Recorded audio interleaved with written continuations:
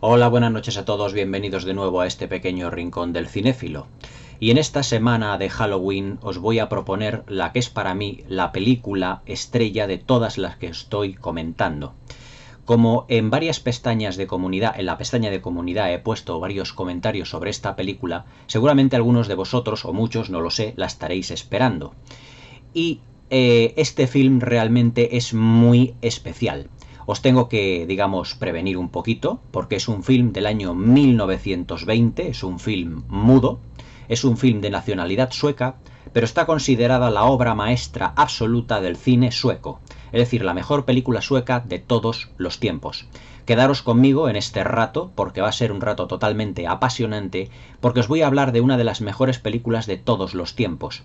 Según una encuesta realizada en los años, a finales de los años 90, esta película se situó, según los historiadores de cine, en la 24ª posición, como una de las grandes películas de la historia del cine. Ya no solo de Hollywood se nutre la historia del cine y del séptimo arte, sino también de la historia del cine europeo.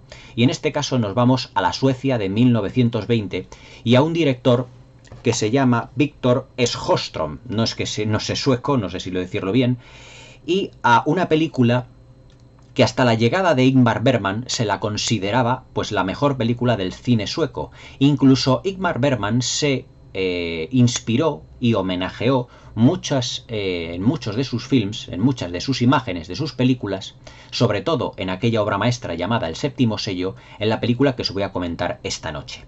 Una película terrorífica, dramática, trágica, sentimental, y que tiene todos los calificativos que os podáis imaginar, porque la película engloba en poco más de 100 minutos todos los sentimientos que puede albergar una persona, desde el más profundo de los terrores hasta el más profundo de los dramas. La película se denomina La carreta fantasma, realizada en 1920, ya os digo, por Victor Sjöström, un auténtico clásico del cine de todos los tiempos, y una película cumbre en la historia del séptimo arte por muchos valores que ahora os voy a comentar. El argumento de la película, o para hacer un poquito una breve introducción histórica, esta película está basada en la novela de una escritora llamada Selga Lagerlöf, que a su vez la escribió a petición del gobierno sueco debido a una expansión o una especie de pandemia como la que estamos viviendo actualmente, pero de tifus y de tuberculosis en la Suecia de 1920. Y entonces, basándose también en una serie de relatos, porque ahora veremos que la enfermedad tiene también un componente importante dentro de la película, Selma Lagerlöf se basó en varias leyendas escandinavas parecidas, por ejemplo, a la que nosotros tenemos aquí en España como la Santa Compañía. Pero también se basó en los cuentos populares y sobre todo en una novela de Charles Dickens llamada Cuento de Navidad o Cuentos de Navidad. Lo que es el argumento principal de la novela y también de la película, que tuvo grandes problemas para la afirmación porque Victor Sjöström tuvo grandes dificultades para lo que es el convencimiento de Selma Lagerlöf para llevar su novela al cine. Aunque Victor Sjöström ya había realizado anteriormente varias adaptaciones de otras novelas de Lagerlöf, pero Lagerlöf, la escritora, creía que con la técnica que había entonces en el cine no era lo suficientemente avanzada para dar el ambiente sobrenatural y terrorífico que tenía la película y dramático que tenía la película, que tenía la novela original en ese momento. A Victor Sjöström le costó realmente tiempo intentar convencer a Selma Lagerlöf de que su película, mejor dicho, su novela, era perfectamente adaptable a la gran pantalla. Pero después de muchas insistencias consiguió convencerla, igual que Walt Disney convenció a Pamela Travers para llevar la novela de Mary Poppins o las novelas de Mary Poppins al cine. Victor Sjöström, una vez ya con los derechos, es decir, con la novela, realizó una película claustrofóbica, atmosférica, que está basada en leyendas populares también, y también no solo en la novela de Lagerlöf, sino que también él dio un punto de tenebrismo a todo lo que es la narración realmente absorbente e inquietante, e ideal para verla en Halloween, ya que no solo tiene un punto de vista de miedo, de terror, sino también de tragedia, pero una tragedia que provoca en el espectador, que se identifica con el protagonista, una auténtica sensación de miedo y de terror, no solo a lo que es en sí la muerte o la enfermedad, sino también a la pérdida de sus seres queridos. ¿Y qué mayor terror puede haber que la pérdida de un ser querido? Argumentalmente, la película se nos sitúa en el año 1920 y nos cuenta la historia, son varias historias que luego se entrelazan entre sí, la historia de una enfermera denominada, bueno, mejor dicho, perteneciente al llamado Ejército de Salvación, es decir, una serie de enfermeras que se encargaban de cuidar a los enfermos de tuberculosis y de tifus, que ella había contraído la enfermedad y que estaba falleciendo. Pero que esta mujer quería ver a una determinada persona, llamado David Holm, o David Holm, no sé cómo se pronunciará en sueco, lo vamos a llamar David Holm directamente. Quería verle porque era un hombre que se había enamorado de él, pero era un hombre cuyo enamoramiento había sido completamente equivocado. Porque esta persona, David Holm, pues es, digamos, dentro de esta película, el héroe y el villano. Me explico.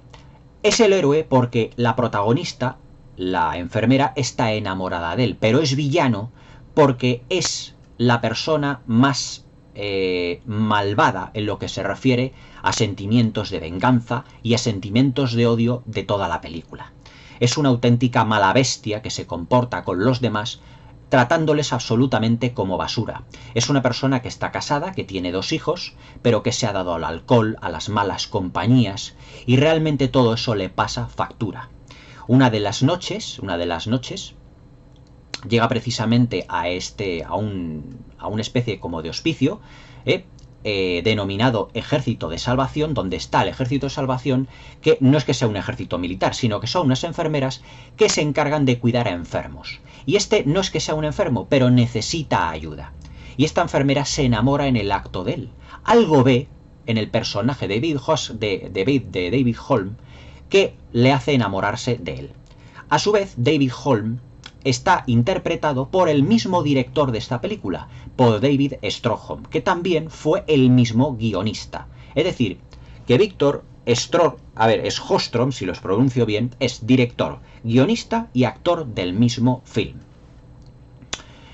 Este personaje, realmente un despojo al principio de la película y para que no nos vamos a engañar, durante todo el film, un auténtico despojo de la humanidad debido a que ha sido degradado, o él mismo se ha ido degradando, ha ido maltratando a su mujer, a sus hijos, y ha llevado a muchos de sus amigos realmente a la bebida, a darse a la bebida, a la mala vida. Se puede decir que no es una persona muy agradable en ningún momento.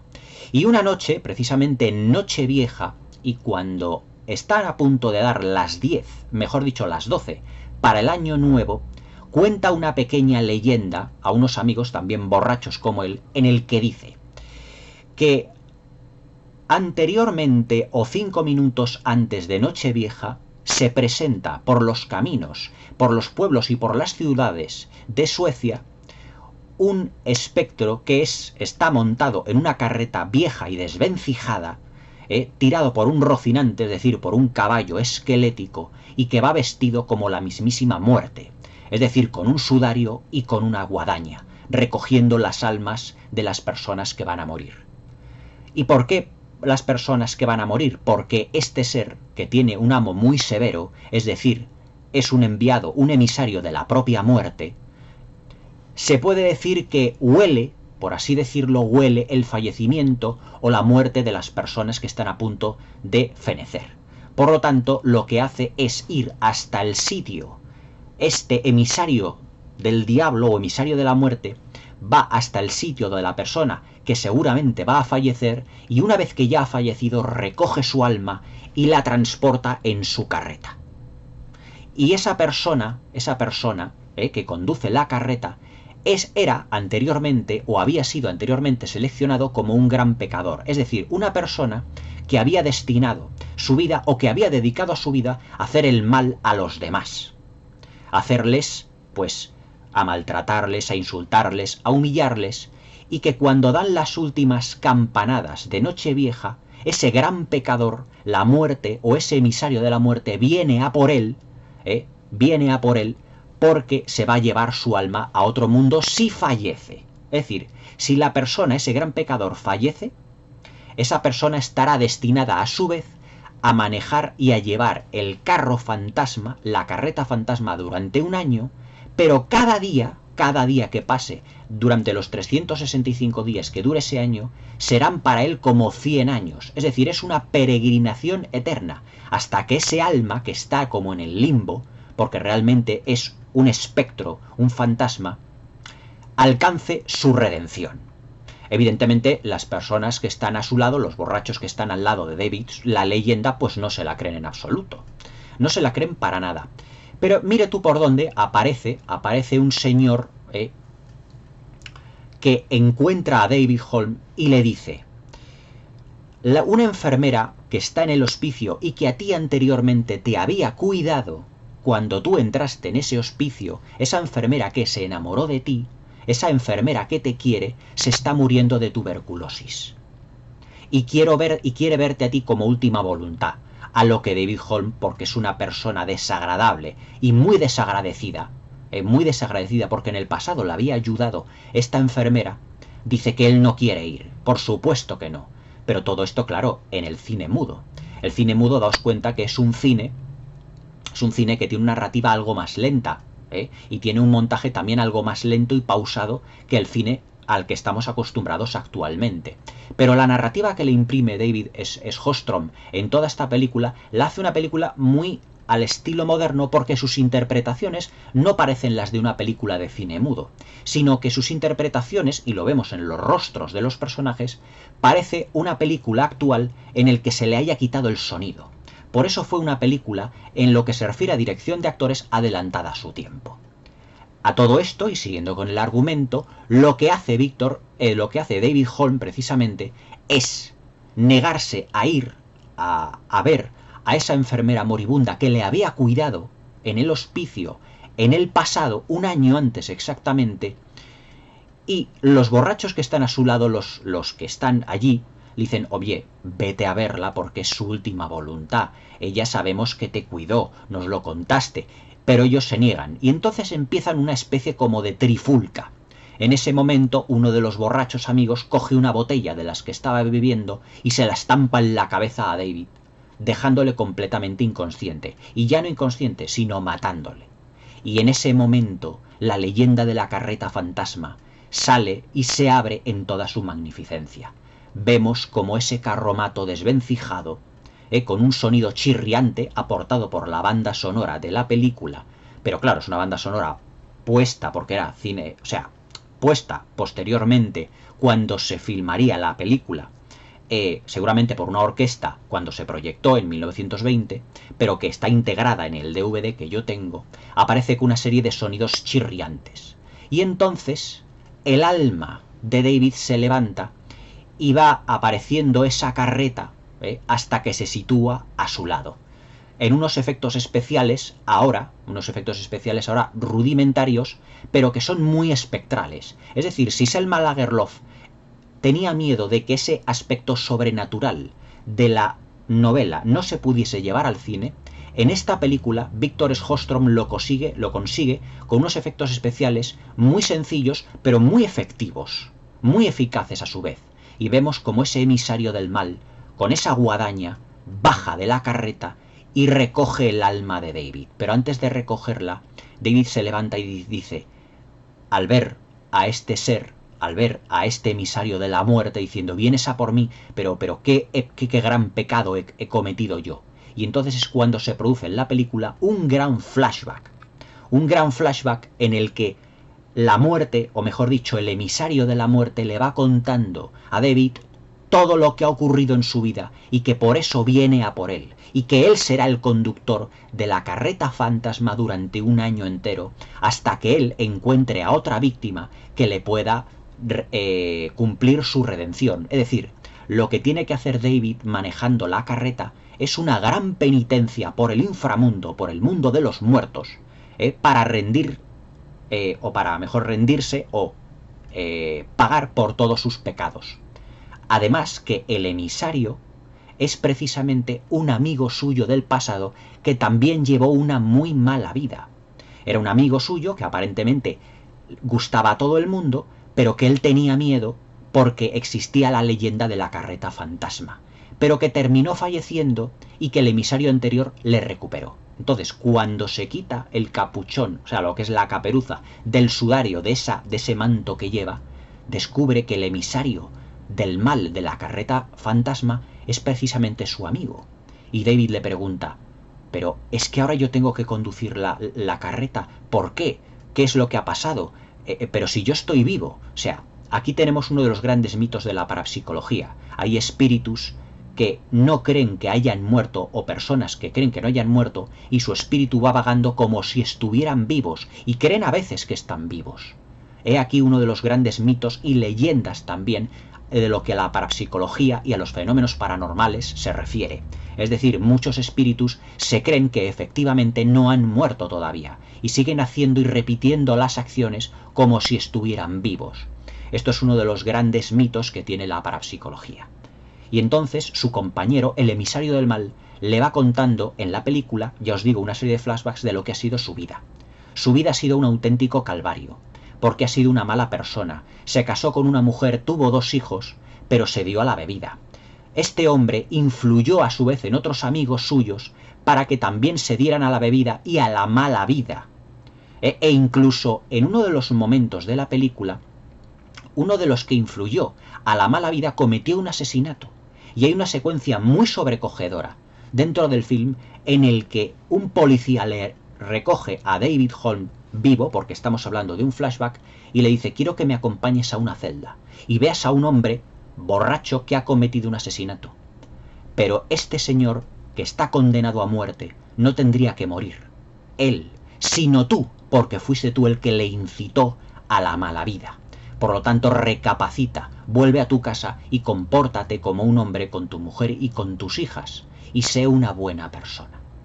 A todo esto, del personaje de David Holm, Victor Sjostrom, porque recordemos que es el mismo director, guionista y actor protagonista del film, vuelve a su casa, pero cuando vuelve a su casa se encuentra de que su mujer y sus hijas, al no poder soportar esa vida tan terrible de maltratos, se han ido. Y entonces, Victor Sjostrom, David Holm, en esta película, empieza a crear odio y venganza de nuevo hacia su familia. ¿Por qué? Porque los ha perdido. Y es aquí en este momento donde se produce, después de mucho tiempo buscándoles, cuando llega David Holm a ese hospicio que al principio os he mencionado. Porque estamos hablando de un flashback. Y hay una enfermera que es todo bondad, todo caridad y todo candor, que parece un auténtico ángel. Se termina enamorando de él, no sabemos por qué realmente, pero que le trata y le cuida de una manera ejemplar. Cuando él llega al hospicio, quiere dormir, se tumba en la cama y ella da gracias a Dios por tener a la primera persona a la que cuidar. Es decir, fijaos la bondad de este personaje. Fijaos diametralmente opuestos los personajes de la enfermera y el de David Holm.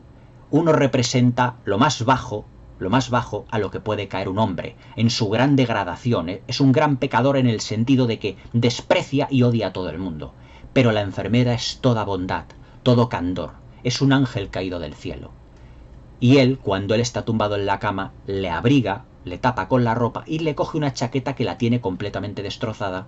Y toda una noche helada y llena de frío, ese hospicio, recordemos que no, en esos pueblos de 1920 no había ni calefacción ni nada, le cose los botones, le arregla la chaqueta, pero se queda completamente fría y enferma de tuberculosis durante toda la película. Pero en numerosos flashbacks posteriores vemos que esta enfermera seguirá detrás intentando cuidar de él, del personaje de David Holm, e intentando guiarle por el buen camino, y él lo único que hace es despreciarla una y otra vez, una y otra vez, una y otra vez. Hay una secuencia sobrecogedora en la que David Holm se acerca a una tuberculosa y le dice, no tosa usted, yo también estoy enfermo, pero tosa usted de otra manera, por favor. A esto que la enfermera se acerca y le dice, ¿cómo puede tener usted tan mal corazón? Yo sé que en el fondo usted es bueno. O sea, fijaos la bondad y el candor de este auténtico ángel. Por eso realmente va a fallecer esta mujer, siendo muy joven, porque es un ángel, y seguramente Dios la querrá a su lado. A todo esto, David Holm sigue con su proceso de degradación. Y en una de las secuencias de la película, casualmente la mujer llega a la ciudad donde está el hospicio, la mujer del protagonista llega a la ciudad donde está el hospicio de la enfermera, y ve a David a la lejanía, que está además hablando con la enfermera, y creen que a lo mejor la ha sustituido por una mujer más joven, porque su mujer era más mayor y la ha sustituido por una mujer más joven.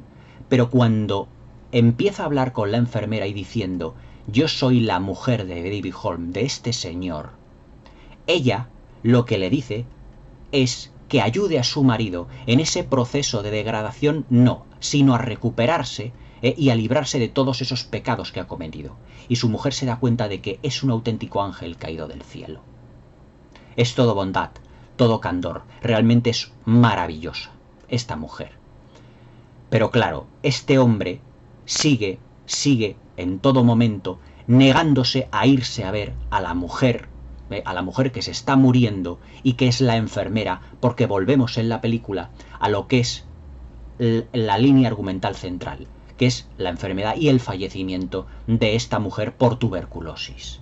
Se sigue negando a ir, pero la muerte que está allí, es decir, el emisario del mal, el que había sido su amigo, dirá, a las 12 de la noche tú te convertirás en mi sustituto y no habrá manera posible de cambiar la situación. A lo que David dice, es que no hay ninguna manera que yo pueda cambiar todo esto. Dice, antes, y le dice el emisario del mal, antes de que me sustituyas nos vamos a ir a 2 sitios. Primero, te vas a ir, o te voy a obligar a ir, a la casa donde está la enfermera para que la veas sufrir. O decir, cómo muere, no su sufrimiento, sino cómo muere, porque es su última voluntad. Y entonces al llegar a la casa, el emisario del mal se hace visible ante la moribunda, y la moribunda, la enfermera, le dice, estoy preparada para morir, estoy preparada para la muerte, en una secuencia sobrecogedora, porque aquí tiene la capucha como si fuera el segador cenudo, como si fuera la propia muerte con la guadaña, y ella, como está enferma de tuberculosis y a punto de fallecer, cree que ha venido la muerte a por ella. Y le dice, estoy preparada para morir, porque ella es profundamente creyente, no temo a la muerte. Pero en ese momento se acerca el emisario del mal a la cama y le dice, te traigo aquí tu última voluntad, que es tu enamorado David Holm. Y está David caído en el suelo, totalmente avergonzado. Y ella dice en su lecho de muerte, es que yo amaba a ese hombre, me enamoré de él. Y claro, en ese momento despierta unos sentimientos en David, en el protagonista, realmente profundos, de decir, esta persona que me ha estado tratando y que ha estado cuidando de mí y que ha estado detrás de mí para que yo me recondujera hacia un camino más recto y me desviara del mal, está muriendo por mi culpa. ¿Por qué? Porque ella se tiró toda una noche cogiendo frío y por lo tanto enfermando para arreglar una chaqueta que era mía. El sentimiento de culpa que tiene David, que tiene Victor Sjostrom en esta película, haciendo de David, es realmente impresionante. Cómo llora, cómo está tumbado en el suelo, en un plano con una fuerza sobrecogedora. Y entonces el emisario de la muerte hace visible al espíritu de David para que ella le pueda ver en el último momento de su fallecimiento. Él, destrozado por completo, vuelve a montar en la carreta junto con el emisario de la muerte, y con esa carreta fantasmagórica van a hacer una última visita. Una última visita, porque ellos ya son 2 espectros, a la casa donde está su mujer y sus 2 hijas. Pero es que debido a este grado de degradación, de maldad, y de terribles consecuencias que David está acarreando a su familia, ve al entrar en la casa donde están su mujer y sus hijas, que su mujer ha decidido quitarse la vida. a ella y a sus hijas, para que no sigan sufriendo todo el calvario, todos los malos tratos y todo el sufrimiento, terrorífico sufrimiento que está viviendo. Entonces David en ese momento dice, no, por favor, si yo no tengo, yo no quiero que ni mi mujer ni mis hijos mueran, ¿qué es lo que se puede hacer? En un momento de desesperación y de terror y de pánico del personaje como casi nunca habréis visto en una película de terror. Aquí Victor Sjöström realiza una interpretación tan sobresaliente que hubiera merecido todos los galardones del mundo, porque se le ve cómo se le caen las lágrimas, con un grado de desesperación total. ¿Qué película de terror nos ha dado la historia del cine en el que podamos ver a un padre cómo, siendo un espíritu, está siendo ya no cómplice, sino culpable de un posible suicidio de su mujer y de sus hijas por su culpa? Por su culpa y además por todo el proceso de degradación que ha llevado y por la mala vida que ha dado a su familia.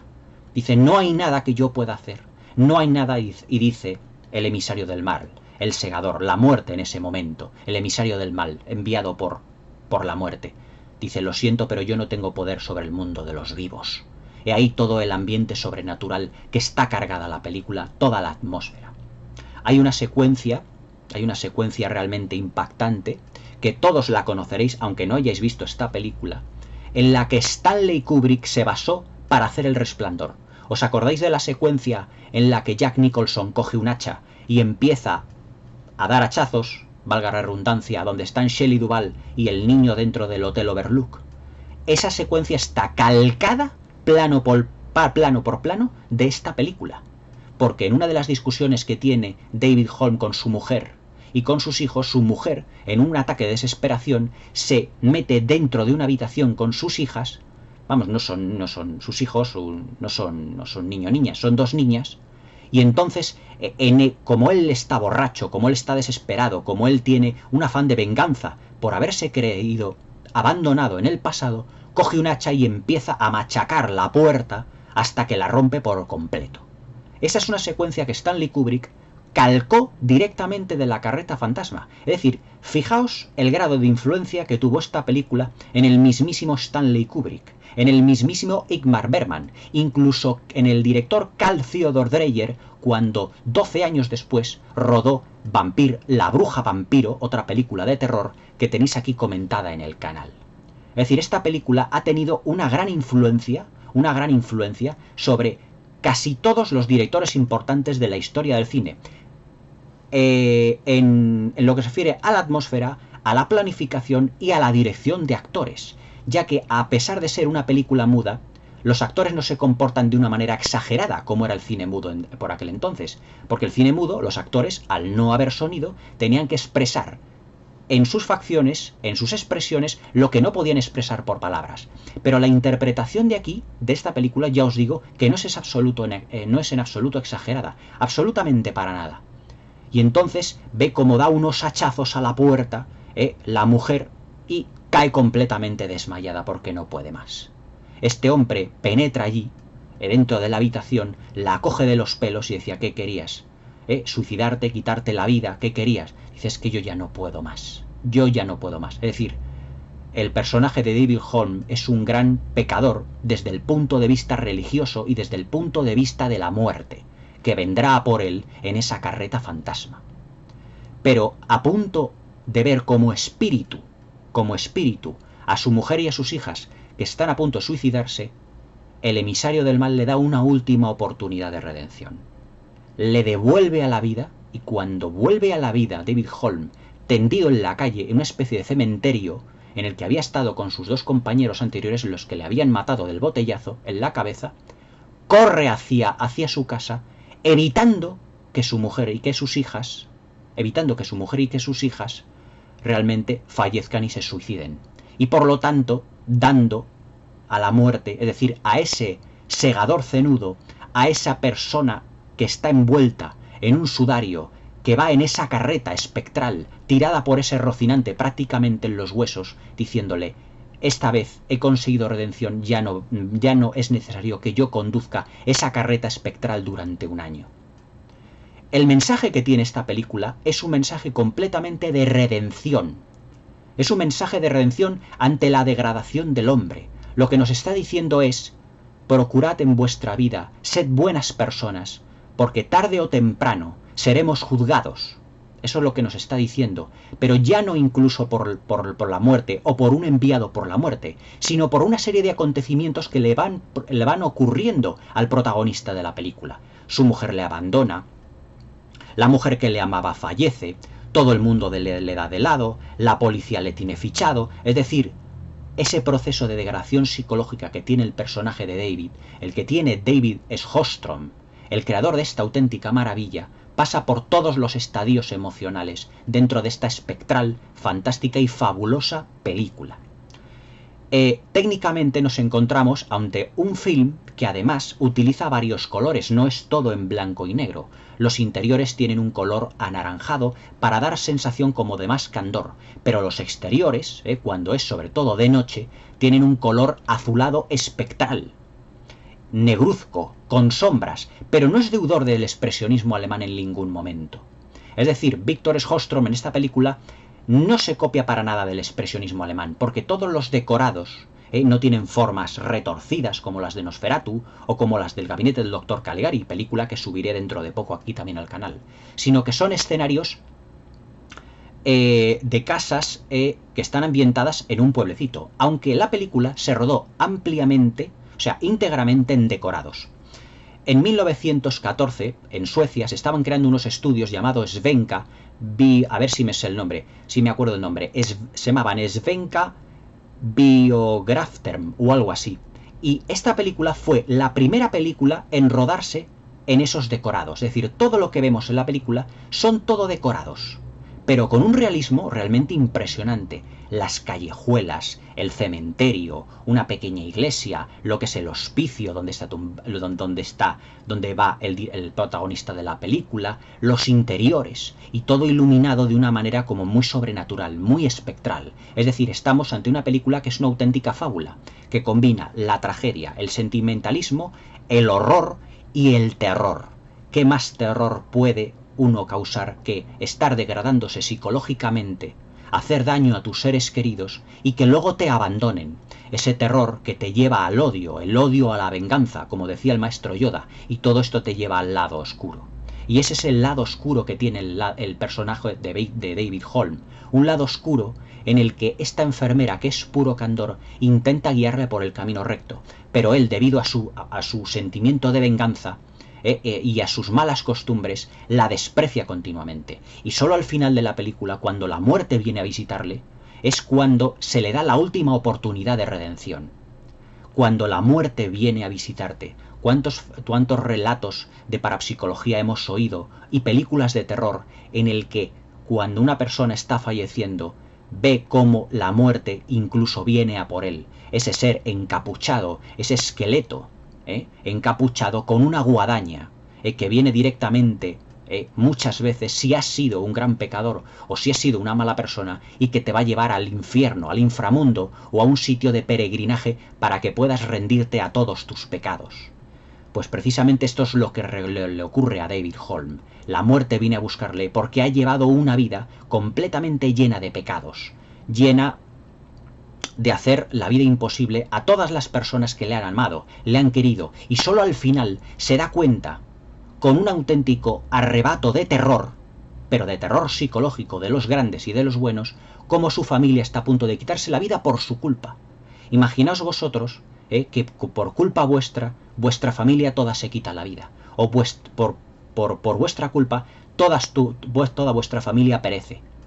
Ese sentimiento de terror es el que tiene Victor Sjostrom. A nivel interpretativo, la película, yo os digo que es sobresaliente. El candor de la enfermera del ejército de salvación es pura belleza. Es todo candor, todo bondad. Es un ángel caído del cielo, un ángel sin alas. Y además en su expresión siempre está sonriendo. Incluso en ese año que ha pasado enferma, no le ha importado estar enferma para cuidar de otros enfermos a su vez. Es de una bondad tan sumamente grande que el Señor, en su infinita sabiduría, lo que quiere es llevársela para que la tenga en el cielo. Sin embargo, a Víctor Sjostrom, es decir, a David Holm, lo que quiere el Señor, lo que quiere Dios, es que se lo lleve el espíritu de la carreta fantasma, para que tenga esa redención, para que tenga ese peregrinaje y para que piense en todos los pecados que ha tenido durante toda su vida como mala persona, como maltratador y como persona que realmente ha hecho la vida imposible a todos sus seres queridos. La carreta fantasma es digamos, la columna vertebral que une toda esta historia y a todos estos personajes de un modo magistral.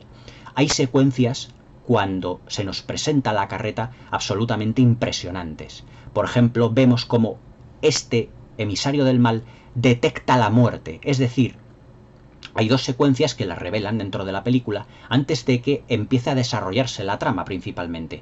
Y es que la carreta va avanzando por un pueblo, por una ciudad, y se detiene al borde de una casa grande, de una mansión. Pero es que dentro de esa mansión hay un señor que tiene una serie de papeles, que seguramente pueden ser deudas, facturas que tiene que pagar y que él seguramente estará arruinado. Y abre un cajón y saca una pistola. Quiere decir que se va a suicidar. Por lo tanto, el emisario del mal, el conductor, esa muerte de la carreta fantasma, lo que hace es detectar o saber quién va a fallecer inmediatamente y se dirige directamente allí. Entonces, cuando este espíritu, este segador, esta muerte, este hombre encapuchado con la guadaña entra en la mansión de una manera espectral, es decir, hay un plano fijo que aparece el espectro, el espíritu de este conductor de la carreta fantasma, recoge el alma de este señor dejando el cuerpo. Es decir, aquí el cuerpo del fallecido y el alma, digamos que el personaje se duplica y vemos cómo la muerte, como este emisario del mal, carga con el cuerpo y lo tiende en la carreta, llegando un momento en el que la carreta está llenas de espíritus que los llevará al infierno, seguramente porque han sido grandes pecadores, o seguramente al cielo, dependiendo de la vida que hayan llevado, evidentemente. Aunque realmente el gran pecador, ya os digo que es el conductor de la carreta. También hay una secuencia donde un chico está en la playa al lado de una barca que está intentando sobrevivir, pero que el pobrecillo se ahoga. Y la carreta penetra en el mar y vemos como el emisario del mal baja, se mete dentro de las aguas y recupera el espíritu de ese fallecido, que también no sabemos si irá al inframundo, si irá al infierno o si irá al cielo, dependiendo de cómo sea juzgado. Por lo tanto, la misión de David Holm, la que le tenía reservada el emisario de la carreta, el conductor de la carreta, era durante un año recuperar las almas de todas las personas, de las miles de personas que podrían fallecer en el mundo o en su país o en una ciudad o en un entorno determinado. Todo esto, evidentemente, es una pequeña leyenda muy parecida a la Santa Compaña nuestra. La leyenda Santa Compaña, todos la conocemos. Es esa especie de procesión de ánimas en pena donde llevan un sarcófago con un muerto dentro. Y quien la vea, precisamente, quien vea a la Santa Compaña, estará condenado, porque el alma que lleven en el sarcófago, el cuerpo que lleven en el sarcófago, es él mismo, por eso lo ve. Es decir, es una leyenda muy parecida a la Santa Compaña, pero escandinava. Y todo esto lo aprovechó Selma Lagerlöf para, además de ese pedido que le hizo el gobierno sueco en una campaña contra la tuberculosis y el tifus, metiendo precisamente al personaje de la enfermera como cuidadora de los enfermos de tuberculosis y de tifus, englobó todos estos conceptos, y además también con rasgos del cuento de Navidad de Charles Dickens, en una novela llamada La carreta fantasma, en sueco llamada Korkarlen. Claro, yo no sé sueco, pero esta película lo que nos habla es, o el mensaje que tiene: seamos buenos en esta vida, no hagamos la vida imposible a nuestros seres queridos, porque podremos llegar a arrepentirnos tanto en esta vida como en la otra. Y si nosotros somos malas personas y hacemos la vida imposible a nuestros seres queridos, realmente podría venir un espíritu, podría venir la muerte, podría venir un espíritu maligno a por nosotros y llevarnos a un peregrinaje, quién sabe si para toda la eternidad.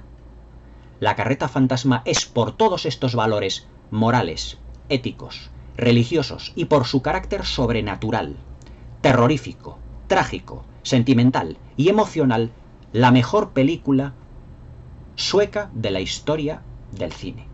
Para mí es una de las mejores películas que se han filmado jamás. Esta película está filmada en 1919-1920, es decir, exactamente hace 100 años. Pero ni por asomo hay una película hoy en día que se le acerque en calidad interpretativa, en dirección de actores y sobre todo en atmósfera. Es decir, ver esta película es como ver incluso el Nosferatu de Murnau o el Caligari del expresionismo alemán o el Vampir de Dreyer. Es más, Carl Theodor Dreyer se basó mucho en la atmósfera de esta película para luego rodar Vampir la bruja vampiro, como os he mencionado anteriormente. En esta película hay la secuela de Los hachazos de la puerta, en la que se basó Stanley Kubrick para El Resplandor. O sea que fijaos la influencia que ha tenido esta película en directores como Ingmar Bergman, que se basó muchas secuencias para rodar El séptimo sello, Carl Theodor Dreyer para Vampir y Stanley Kubrick para El Resplandor. Las tres películas además de cine fantástico, El séptimo sello, Vampir y El Resplandor. También con tintes sobrenaturales como La carreta fantasma. Esta es una película que no os podéis perder bajo ningún concepto. Y si queréis ser unos auténticos cinéfilos, no podéis dejar de ver La carreta fantasma. Un título, la verdad, un tanto extraño porque dices, bueno, ¿cómo una carreta puede ser un espectro? Pues realmente lo es. Porque es un espectro que es un espectro que conduce, que es un gran pecador, que conduce una carreta completamente desvencijada y que va acumulando los espíritus de los muertos que se va encontrando por el camino, durante un año y tirado por un Rocinante prácticamente en los huesos. Una imagen totalmente terrorífica y espectral, como la que os he puesto en la miniatura.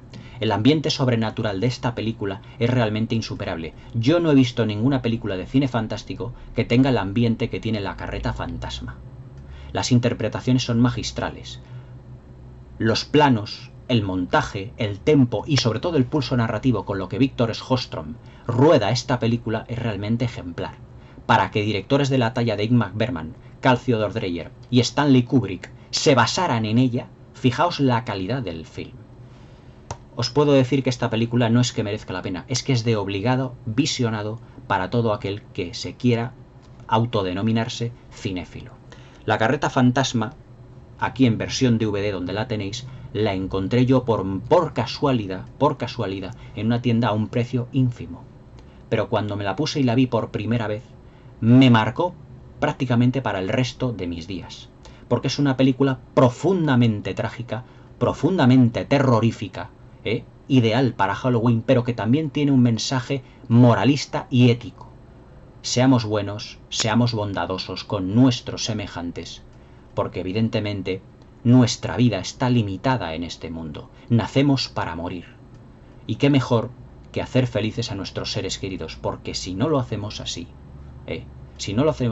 la muerte vendrá a por nosotros y quién sabe si no tendremos que tener un eterno peregrinaje totalmente desagradable, recogiendo las almas de miles y miles de muertos durante muchos años, incluso indefinidamente, si no encontramos a un gran pecador siendo nosotros los conductores de la carreta fantasma. Un auténtico clásico, no solo del cine sueco, sino del cine de todos los tiempos. Una película que gana en cada visionado y sobre todo un film cumbre, no solo del cine mudo o del cine fantástico, sino del cine de todos los tiempos. La carreta fantasma, una de las mejores películas de la historia. Estaba deseando comentárosla. Por favor, no os la perdáis. Hasta mañana. Hasta pronto y por favor, sed buenos.